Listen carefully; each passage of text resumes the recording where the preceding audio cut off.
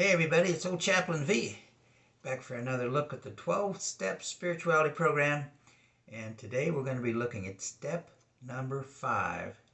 We admitted to God, to ourselves, and another human being the exact nature of our wrong.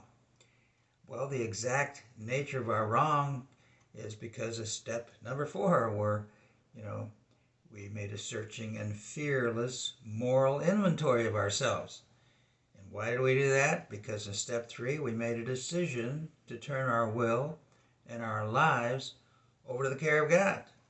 But we don't do such a good job because old habits and mindsets and attitudes are hard to change when they've been formed by our previous living in this outside world. Okay, so that's why this step is so important, is because we're not only admitting to God and to ourselves, but another human being. Having a sponsor or someone we can talk to about why we're doing the things we're doing, we've had a spiritual awakening. Our conscience has awakened. We begin to realize, why are we here? What's life all about? What's the purpose of life? We begin to have eyes that see and ears that hear. Amazing grace has happened. But, just because we've awakened doesn't mean, we're growing spiritually until we become honest with what's really happening in our life and why we do the things that we do. Not as a negative thing, but as a discovery thing, a spiritual discovery. What more could we ask for? We're only going to be here a short period of time, as we've said before, so it's time to kind of start looking at life and what the purpose of life is really all about.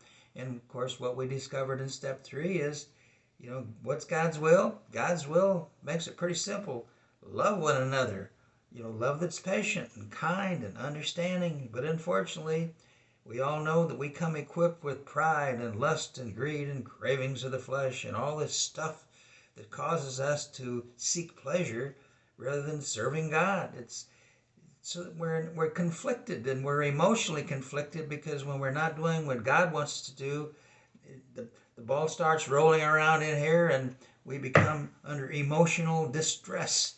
That's why a sponsor is so important, because we need somebody. When we're honest and we're vulnerable and we accept direction and take advice, it means that the healing process really is taking place.